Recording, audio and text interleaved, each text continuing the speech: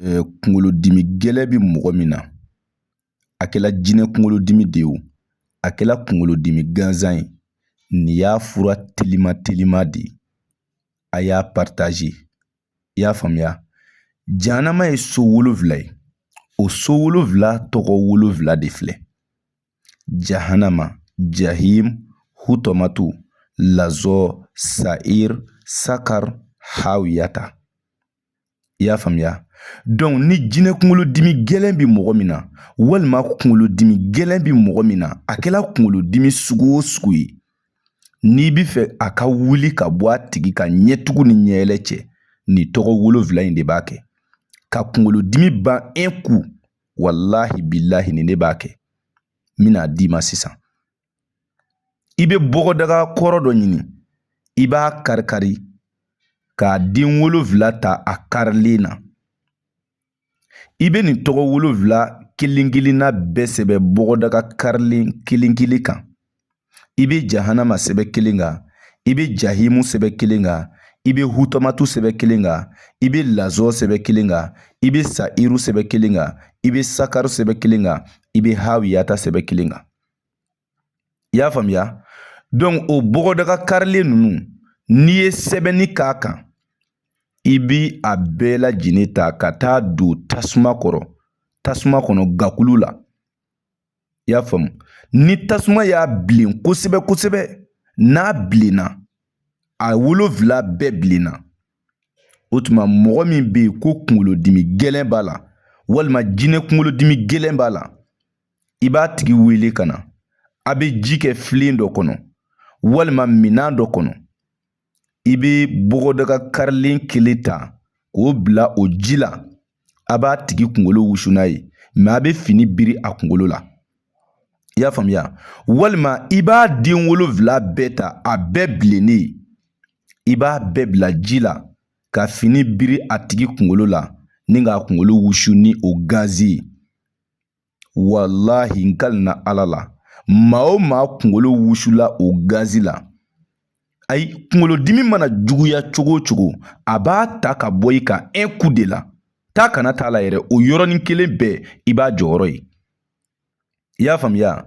Nin ye an ye minnu ta an karamɔgɔw kɔ, nin ye o dɔ ye. N bɛ nin di aw ma fi sabilillahi. Malakɛ malamuso, ni e yɛrɛ ye nin fayida in sɔrɔ, i jija i k'a partage. Maa o maa de bɛ nin ta k'a ka kunkolodimi furakɛ n'a ye, walima k'a ka jinɛ kunkolodimi furakɛ n'a ye, e ni ne bɛɛ bi dɔ sɔrɔ a baraji la. I y'a faamuya? Ko ninnu ye Ala kow de ye. Toujours an bɛ aw de wele ka na Ala tɔgɔ jɛlenw de ma, ka na kuranɛ jɛlen ma. Adamaden hami mana bonya cogo o cogo, bilahi Ala tɔgɔ de dɛsɛ k'a wuli. Gɛlɛya mana k'i ka cogo o cogo, Ala tɔgɔ ti dɛsɛ k'a wuli. Mais mɔgɔw ye Ala tɔgɔ bila bi, k'u don yɔrɔ ni u bɔ yɔrɔ cɛya. Malakɛ, e dun bɛ seli Ala ye, e bi sun Ala ye, e bi jaga bɔ Ala ye, e b'i te turu Ala ye, e b'i kunbere minɛ Ala ye, e kamana gannen, e bi dɛsɛ k'o Ala in wele ka t'i ɲɛsin bolitigi ma, ka t'i ɲɛsin kɔmɔtigi ma. La ilaha illallah. Ala de ko an k'a wele, a b'an jaabi. Maa o maa de bɛ yen ko nafoloko hami de bi e la, wariko hami de bi e la.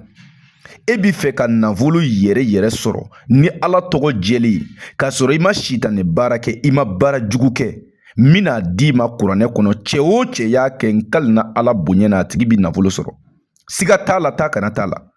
Sura 1 bi kuranɛ kɔnɔ, diɲɛ dɔnnibaa bɛɛ ye ne seere ye. Sura 1 bi kuranɛ kɔnɔ ko suratul waqi'a. Ale yɛrɛ de ye nafolo source de ye. Cɛ o cɛ bi fɛ ka nafolo baara kɛ ni Ala tɔgɔ jɛlen ye, ni kuranɛ jɛlen ye, k'a sɔrɔ i ma boli baara kɛ, i ma sitanɛ baara kɛ, Iza wakati nafolo baara don. A saraka ye sɛ jɛma den 3 ye, mais baara in bi kɛ 30.000, nka i b'i ka wari tilancɛ 15.000 sara fɔlɔ, an'i ka sɛden 3 sɔngɔ. An bi baara kɛ, baara jaabi sɔrɔlen kɔ, i b'i ka wari tɔ sara. I y'a faamuya? I bɛ diɲɛ jamana o jamana, i bɛ dugu o dugu, n'i mako bɛ Iza wakati nafolo baara la, i bɛ weleli kɛ an ka téléphone numéro la. O ye +223 72 24 02 98.